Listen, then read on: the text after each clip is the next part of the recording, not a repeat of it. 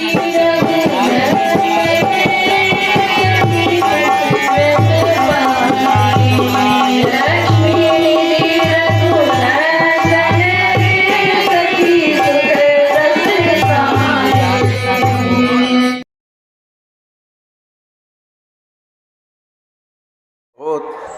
ही विनम्रता के साथ कहते हैं। जो उनके साथ में 4 लोग हैं उनसे कहते हैं, भाइयों आप लोगों ने मुझ पर बहुत बड़ा उपकार किया है। यदि आप लोग मेरे साथ में ना होते तो चूँकि मुझे शरीर का भान नहीं रहता तो मैं कहीं से कहीं पहुंच जाता, मैं रास्ता भटक जाता। लेकिन आपने मुझे बड़ी सावधानी के साथ यहाँ जगन्नाथपुरी तक पहुँचा दिया है। लेकिन अब आप लोगों से प्रार्थना ये है कि आपके साथ यहाँ तक मेरा आप लोगों का साथ था। अब आगे की जो यात्रा है वो हम स्वतंत्र रूप से करेंगे, माने हमारे साथ आप लोग नहीं चलेंगे। तो नित्यानंद जी उनसे कुछ बड़े संबंध वाले हैं। उन्होंने कहा इसका मतलब है कि हम लोग क्या भगवान का दर्शन न करें? अब हम लोग भी तो उसी दर्शन करने के लिए आए हैं उन्हीं का। तो कहने लगे कि आप दर्शन करिए, कौन मना करता है, लेकिन मैं आप लोगों के साथ में दर्शन करने के लिए नहीं जाऊंगा। या तो आप मुझसे आगे चलिए या कि मैं आगे चलूं, आप लोग मुझे बताइए। तो नित्यानंद जी ने कहा कि प्रभु आप जो है हमेशा आगे चलते थे, हम तो आप लोगों के आपके पीछे चलते रहे, इसलिए आप ही आगे चलिए। जब ऐसा कहा तब प्रभु कुछ मुस्कुराते हुए और एक गंभीर स्वर में कहा कि ठीक है आप लोग मेरे पीछे पीछे चलिए। तभी महाप्रभु को बड़े जोर का उद्दीपन हो गया, उनका शरीर शिथिल होने लगा। उन्हें वहाँ ही से बड़े जोर से हुंकार भरी और तेज़ी से दौड़ने लगे। तेज़ी से दौड़ते हुए जगन्नाथपुरी के मंदिर के द्वार तक पहुँचते हैं। फिर इसके बाद जैसे ही भगवान का उन्हें दर्शन होता है, बलभद्र जी का, सुभद्रा जी का और जगन्नाथ भगवान का, उनसे रहा न गया, वो आगे बढ़ने लगे। जगमोहन पहुंच गए। जगमोहन में बहुत भीड़ थी, लोगों की, भक्तों का समुदाय जुड़ा हुआ था। उन्होंने सोचा चलो मैं प्रभु के पास में पहुंचूं। जैसे ही वो आगे बढ़े तीव्रता के साथ, तो जो वहाँ भगवान के जो पहरेदार थे उन्होंने उन्हें पकड़ लिया, और जब पकड़ लिया तब वो वहीं पर बेहोश होकर के और गिर पड़ते। जब वे बेहोश होकर के गिर पड़ते हैं तब सभी कोई सोचने लगे ये क्या हो गया। उनकी उस स्थिति को देख करके सभी कोई घबरा गए। उनके अष्ट सात्विक चिन्ह प्रकट हो गए। वहाँ के जो कर्मचारी थे चारों ओर से घेर करके महाप्रभु को खड़े हो गए और सोचने लगे कि ये तो बेहोश हो गए हैं। ठीक उसी समय पर जब वो बेहोश पड़े हुए थे, राज कर्मचारी सुरक्षा में थे, उसी समय पर उड़ीसा के महाराज की पाठशाला के प्रधानाध्यापक, जिनका नाम था वासुदेव सार्वभौम भट्टाचार्य, वे वहाँ पहुँचते हैं भगवान का दर्शन करने के लिए। भगवान के दर्शन करते करते जब उनकी दृष्टि महाप्रभु पर पड़ी तो उन्होंने देखा कि एक अत्यंत ही सुंदर लावण्य युक्त तेजस्वी विग्रह के दर्शन मात्र से ही उनकी ओर अपने आप ही आकर्षित हो गए। माने वो भगवान का दर्शन तो किए, उनकी दृष्टि उस महापुरुष पर चली गई। प्रभु की ऐसी उच्च अवस्था को देखकर वो जल्दी से महाप्रभु के पास पहुंच गए और खड़े हो गए। बड़ी देर तक एकटक भाव से प्रभु की ओर निहारते रहे। सार्वभौम महाशय न्याय और वेदांत शास्त्र के तो प्रकांड पंडित थे ही, अलंकार ग्रंथों का भी उन्हें अच्छी तरह से ज्ञान था। वे विकार भाव, अनुभाव और नायिका आदि के भेद प्रभेदों को अभी अच्छी तरह जानते थे। वे शास्त्र दृष्टि से प्रभु की दशा का मिलान करने लगे। माने जिन शास्त्रों का उन्होंने अध्ययन किया है उन शास्त्रों के अनुसार प्रेम की उच्चतम स्थिति क्या होती है, इस पर वो बड़े निगरानी के साथ महाप्रभु का दर्शन करने लगे। उन्हें होश नहीं है, अष्ट सात्विक चिन्ह प्रकट हैं और वो मन ही मन सोच रहे हैं कि प्रणय के इतने उच्च भावों की मनुष्य जात में प्रकट होना तो बड़ा संभव है। एक प्रणय होता है मन जिनमें अंतिम स्थिति उनकी बनी रहती है, जहाँ प्राणांत हो जाता है, ऐसी स्थिति प्रणय की। इस तरह की स्थिति को देख करके सोचने लगे कि यह स्थिति तो केवल श्री राधा जी के जीवन में थी, लेकिन इनमें ऐसी देखने को मिलती है, क्योंकि राधिका जी में ही हो सकती थी। शास्त्रों में तो अधिरूढ़ महाभाव के नाम से वर्णित की गई है। ठीक वही दशा इस समय इस सन्यासी की युवक की भी है। हमारे आचार्य महाप्रभु ने एक प्रेम बलरी में लिखा है, वो पद याद नहीं है, जिसमें आया कि ये अंतिम दशा है, तहीं के आगे राह नहीं है, चलत बंद भो मोर तोर, ऐसा कुछ है। माने इसके आगे कोई अब रास्ता नहीं है, आखिरी महाभाव वो स्थिति में महाचैतन्य प्रभु हैं। सन्यासी की इस स्थिति को देख करके वो सार्वभौम जो थे वो सोचने लगे कि ऐसी स्थिति इनमें प्रकट होना कोई साधारण बात नहीं है ना। उन्होंने सोचा कि आज मैंने प्रत्यक्ष उस महाभाव के दर्शन किए। अभी तो केवल मैं पुस्तकों में पढ़ता था कि ऐसा होता है ऐसा होता है, आज मैं प्रत्यक्ष दर्शन कर रहा हूँ। अवश्य ये सन्यासी वेशधारी युवक कोई अलौकिक दिव्य, लौकिक नहीं, अलौकिक दिव्य महापुरुष हैं। देखने तो में तो ये गौणदेशी ही मालूम पड़ते हैं। सार्वभौम महाशय खड़े खड़े इस प्रकार सोच ही रहे थे कि मध्याह्न के समय पर भोग का समय हुआ भगवान का, जिसमें पट बंद कर दिए जाते हैं और भगवान को 56 प्रकार के भोग पधराए जाते हैं। तो वो समय जब आ गया, अब चूँकि वहाँ से मंदिर खाली करना है तो इनकी अभी तक मूर्छा जगी नहीं है, इसलिए भट्टाचार्य महाशय ने मंदिर के सेवकों से कहा कि इन्हें हमारे घर तक भेज दीजिए, जहाँ हमारा घर है वहाँ भेज दीजिए। ये उनकी सहायता से बेहोशी की स्थिति में घर के लिए उठवा ले गए और उन्हें एक स्वच्छ सुंदर लिपे पुते स्थान पर जा कर के लिटा दिया। सार्वभौम महाशय का घर श्री जगन्नाथ के मंदिर के दक्षिण बालू खंड में मार्कंडेय के समीप था। आजकल जो गंगा माता का मठ के नाम से प्रसिद्ध है, उसी अपने सुंदर घर में प्रभु को रखकर वे उनके शरीर की देखभाल करने लगे।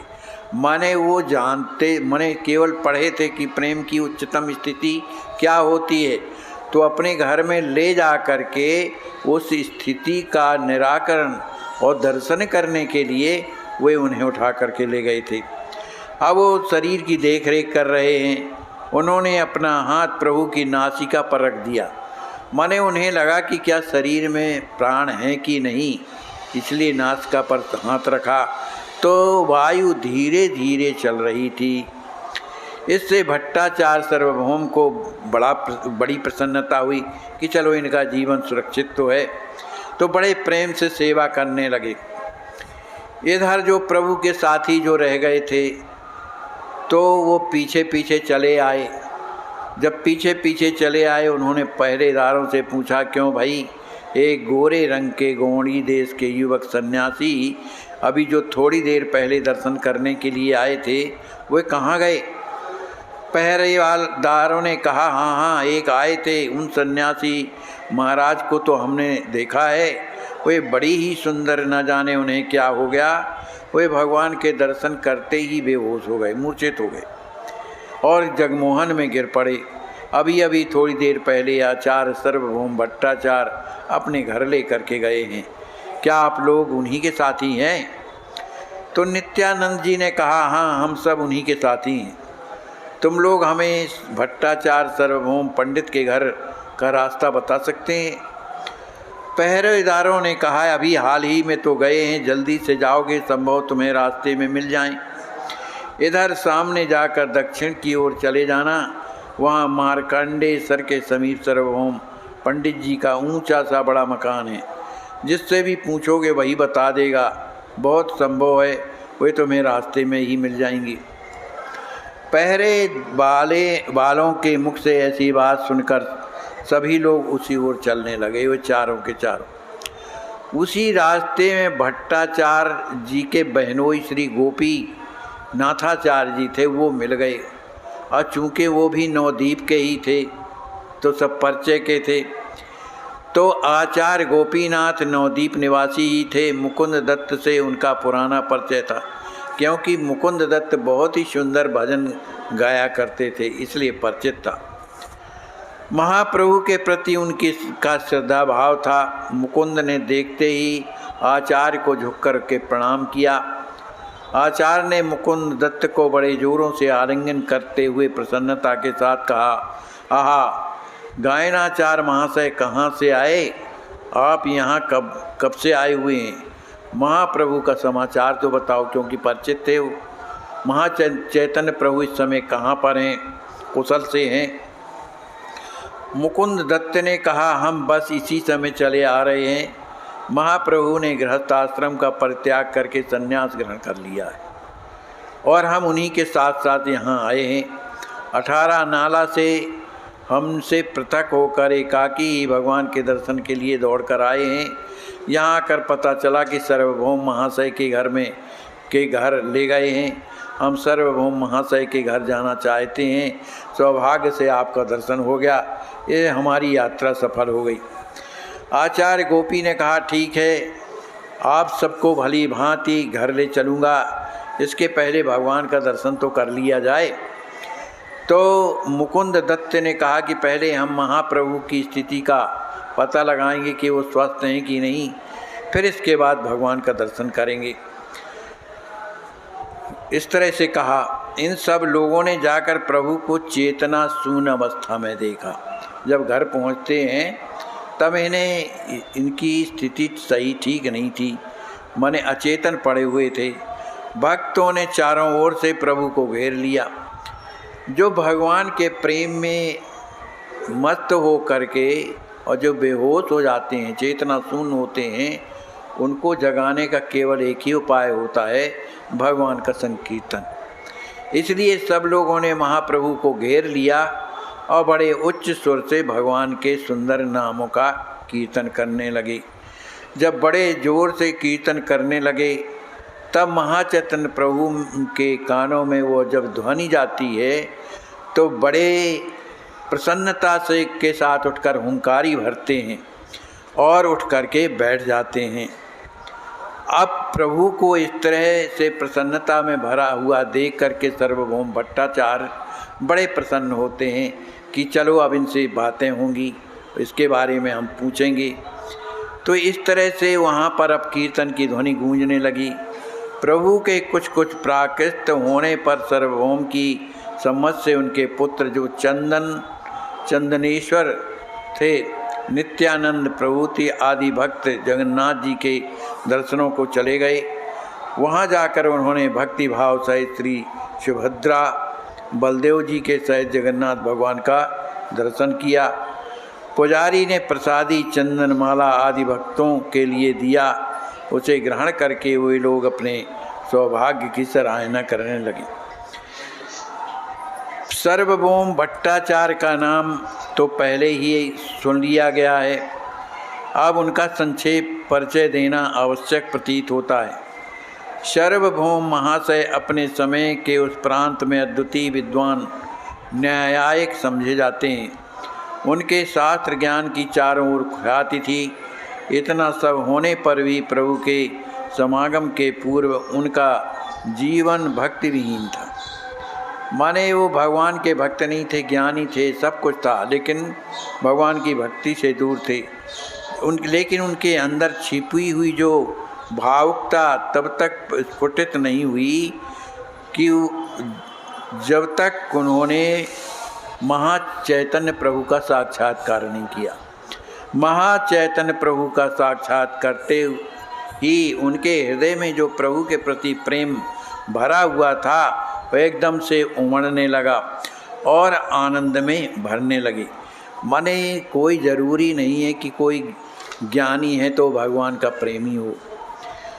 सबसे बड़ा भगवान का प्रेम होता है, और प्रेम होता है बिना संबंध के नहीं होता है। जब तक हमारा संबंध भगवान से नहीं होगा, क्योंकि अपनेपन में ही संबंध होता है, ये हमारे अमुक हैं, ये हमारे अमुक हैं, तो अपनापन प्रेम से होता है। तो जब तक भगवान से अपनापन नहीं है, संबंध नहीं है, तब तक प्रेम नहीं होता है। और जब प्रेम हो जाता है तब फिर जीवन में कहना क्या है। सबसे बड़ी वस्तु तो प्रेम ही है ना, राम ही केवल प्रेम प्यारा। तो इस तरह से सार्वभौम भट्टाचार्य जी महाराज बड़े प्रसन्न होते हैं कि एक महापुरुष हमारे यहाँ ठहरे हुए हैं, लेकिन उनकी स्थिति अभी ठीक नहीं है। वो कभी चैतन्य हो जाते हैं, फिर कभी उन्हें बेहोशी आने लगती है, माने इस तरह से वातावरण करने की स्थिति में नहीं है। देखो, भगवान की कृपा वास्तव में उन्हीं पर होती है जिनके हृदय महान होते हैं, भगवान के लिए प्रेम में भरे रहते हैं, चाहे कोई भी हो। भगवान के यहाँ लूम लपेटा काम नहीं चलता है कि हम कहीं हमारा मन है और हृदय कुछ और है, ये वहाँ नहीं चलता। भक्त तो वही कहलाता है जो सरल होता है।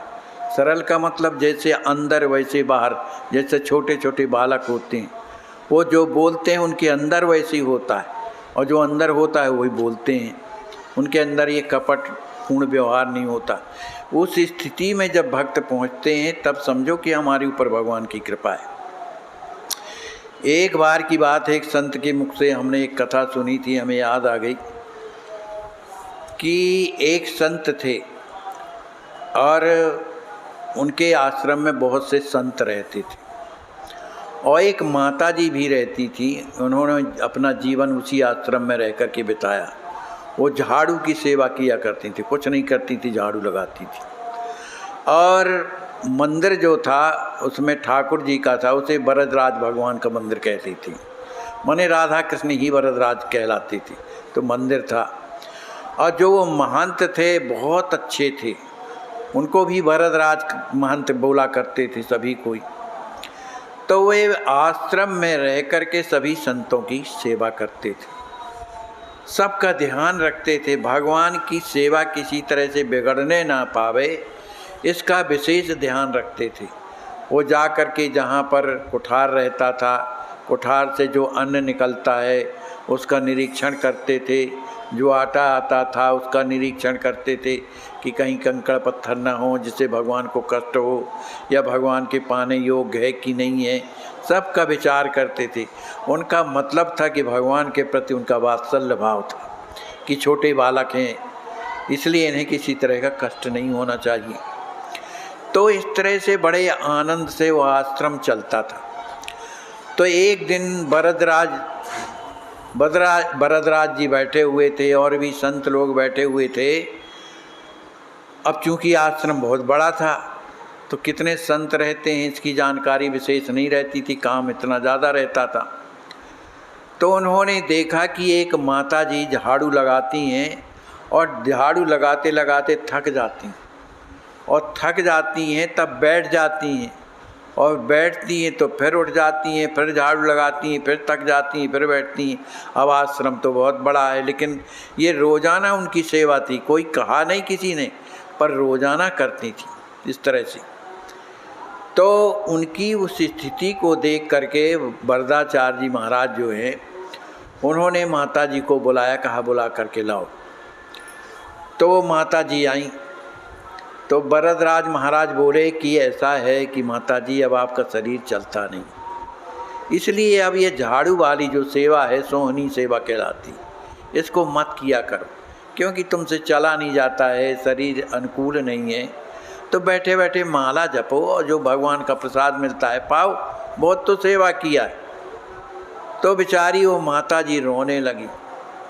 कहा देखो, जिसको सेवा प्रिय होती है ये उन्हीं को अच्छा लगता है, बाकी तो सेवा से लोग अपना जी चुराते हैं कि ये न करना पड़े वो न करना पड़े। वो सेवा ऐसा नहीं, सेवा वही है जिसमें प्रेम से सेवा हो कि हमारे द्वारा कोई त्रुटि ना होने पावे। उसके आंखों में आंसू आ गया माता जी के। कहा गुरुदेव सब कुछ कहिए पर ये सेवा ये मेरी छीनी ना जाए।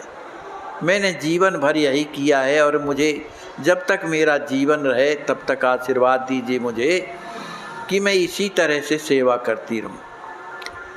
तो वरदाचार्य जी कोई साधारण नहीं थे, बड़े उच्च कोटि के सिद्ध महापुरुष थे।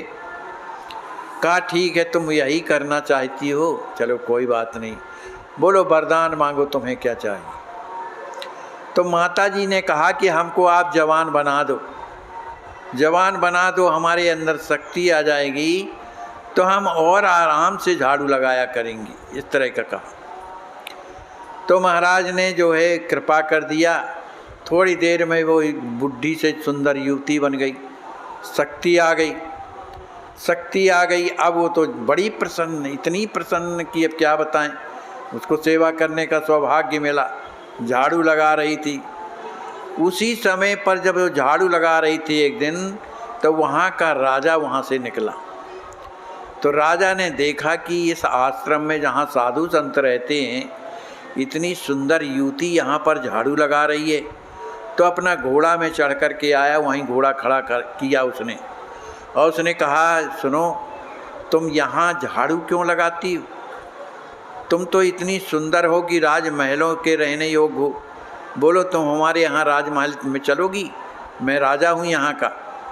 लेकिन बुद्धि है, बुद्धि बिगड़ जाती है तो ऐसे ही होता है। उसने स्वीकार कर लिया और वो राजा के ही घोड़े में चढ़ करके और वहाँ से चली जाती। जब वहाँ चली जाती है तो राजा उसे अपना महारानी बना लिया उसने। अब राजा ने पूछा कि पहले तुम ये बताओ कि इतनी सुंदर युवती होने के बाद भी उन साधुओं की सेवा में और वो झाड़ू लगाती हो, तुम तो महलों की योग्य हो, ऐसा क्यों करती हो? तब उसने अपनी स्थिति बताई, कहा मैं सुंदर नहीं थी, मैं तो वृद्ध हो गई थी बिल्कुल, लेकिन हमारे गुरुदेव ने हमें देखा और कहा वरदान मांगो, तुम्हें क्या चाहिए? मेरी तो कमर झुक गई थी, मुझसे झाड़ू लगाते नहीं बनती थी, शक्ति नहीं रह गई।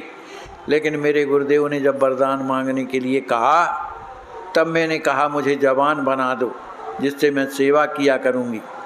तो उन्हीं के वरदान से और मैं इस तरह की हो गई हूँ। अब उस राजा को लगा कि बुढ़ा तो मैं भी हूँ और मेरे राज्य में ये महाराज भी रहते हैं, तो कहने लगे कि क्या तुम्हारे ये महाराज क्या मुझे जवान नहीं बना सकते, क्योंकि मैं बूढ़ा हो गया हूँ, मुझे जवान बना दें। कहा भाई ये तो उनकी इच्छा का पर है, कोई कहने से थोड़ी होता है कि जवान बना दें। उनसे प्रार्थना करो, उनकी कृपा होगी तो उन्हीं ने तो मुझे जवान बनाया है, तुम भी जा करके प्रार्थना करो।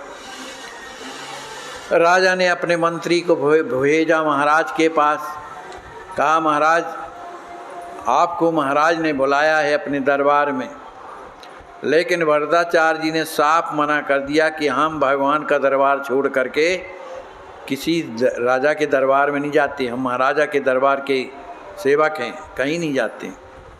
अरे कहा महाराज आप जानते नहीं हैं, आप राजा की बात की अवहेलना करेंगे तो क्या होगा? कहा क्या होगा, प्राण दंड के अलावा क्या दे सकता है राजा, पर हम जाएंगे नहीं। मंत्री लौट करके गया, बताया सब कि वो महाराज तो आने के लिए तैयार नहीं है, तब क्या किया जाए? कहा उनसे जाकर के ये बोलो कि जिस तरह से उन्होंने एक बूढ़ी स्त्री को जवान बना दिया है तो वे भी हमें जवान बना दें, और यदि नहीं बनाते हैं तो हमारे राज्य से निकल के चले जाएं दूसरे राज्य में। अब मंत्री पुनः लौट करके आता है और महाराज वरदाचार्य जी से कहते हैं कि हमारे गुरुदेव की आज्ञा है, ये राजा की आज्ञा है कि हमें वो जवान बना दें, और यदि जवान नहीं बनाते हैं तो हमारे राज्य से निकल करके चले जाएं। तो महाराज ने कहा ठीक है भैया, जवान तो हम नहीं बना सकते, क्यों, हमारे बस की बात तो नहीं है, ये तो भगवान अपने सेवकों के लिए कुछ भी कर सकते हैं, हम में वो सामर्थ्य थोड़ी हम किसी को जवान बनाते हैं।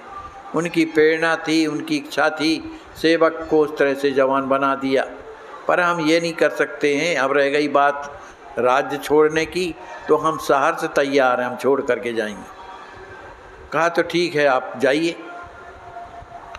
अब सच्चे हृदय से जिसका प्रेम भगवान से होता है, सो बोलो उनको छोड़ने में कितनी पीड़ा होती। वरदाचार्य जी महाराज भगवान के चरणों में प्रणाम किए। कहा प्रभु ये अंतिम प्रणाम है हमारा, क्योंकि यहाँ के राजा ने हमें देश निकाला दे दिया, अब आपके चरणों से दूर रहेंगे, अब आप क्या सेवा कर सकते हैं आपकी। आपकी सेवा में रहे तो सुख मिलता रहा, लेकिन अब राजा आज्ञा से बढ़कर के कुछ नहीं होती।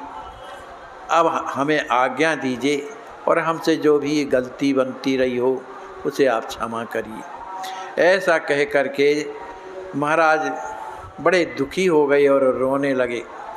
रोते रोते आंसू पहुँचते हुए भगवान के चरणों में पुनः प्रणाम किया और चलने लगे। अपना कुछ नहीं लिया, उन्हें साधुओं को चाहिए क्या, अपना अचला वगैरह सब पास में ही और कमंडल उठाया और चल दिए।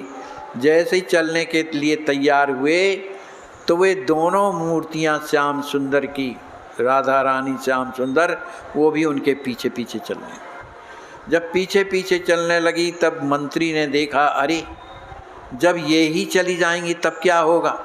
वो दौड़ता दौड़ता राजा के पास जाता है। कहा कि वो तो महाराज तो जा रहे, उनके पीछे मूर्तियां भी जा रही हैं। राजा दौड़ता दौड़ता आया, चरणों में गिरा अपने भगवान के। कहा कम से कम आप लोग तो न जाइए। कहा जिस राज्य में भक्तों का सम्मान नहीं, जिन राज्य में संत न रहते हों, ऐसे श्मशान में रह कर के हम क्या करेंगे। अब तुम्हारी बुद्धि जो है अब संसार में ज़्यादा प्रवेश कर गई है ना, जवान बनना चाहते हो तो ऐसा नहीं, जहाँ वो जाएंगे हम वहाँ जाएंगे। कहा तो कुछ तो कृपा करिए। कहा अगर हमको रोकना चाहते हो तो भरतराज महाराज से मांगो वरदान, मने क्षमा मांगो, वो अगर लौट आएंगे तो हम लौट सकते। अब राजा मरता काहे न करता जा कर के चरणों में गिरे। संत लोग कैसे होते हैं देखो, कि किसी की बात का बुरा भी नहीं मानते। वो जानते हमारे प्रभु की यही इच्छा होगी कि भाई जाओ।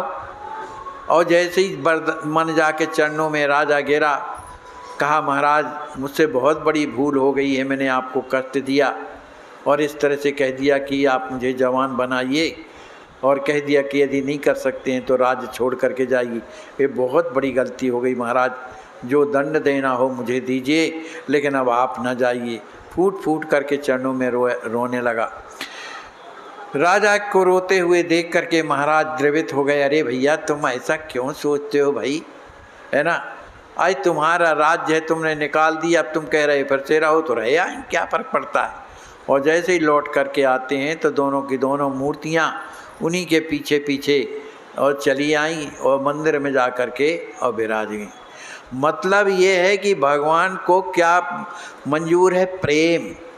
प्रेम ही भगवान का सब कुछ है। प्रेम से भगवान अपने भक्तों की बातों को भी सुनते हैं। प्रेम के कारण भगवान, जैसे बहुत से ऐसे संत हो गए हैं कि छोटे भगवान मान करके चपाता भी लगा देते हैं, है ना, डांट भी देते हैं। तो इस तरह के ये भाव कब आते हैं, जब हमारा हृदय सरल हो जाएगा। बिना सरलता हुए हृदय में कभी प्रेम आता ही नहीं। वो आता है जाता है, आता है जाता है, वो प्रेम नहीं है।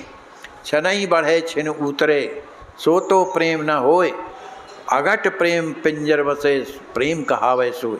निरंतर उन्हीं की याद बनी रहे, निरंतर याद आती रहे। भले हम काम कर रहे, धाम कर रहे हैं, पर उन्हीं का तो कर रहे हैं। ऐसा भाव जिनके हृदय में स्थापित हो जाता है, भगवान की कृपा उन पर रहती है, तभी तो उसके इस तरह के विचार बनते। बोलिए श्री सीताराम जी महाराज की जय, श्री हनुमान जी महाराज की जय, सब संत भगवान की जय। जय जय सीताराम, सीताराम सीता।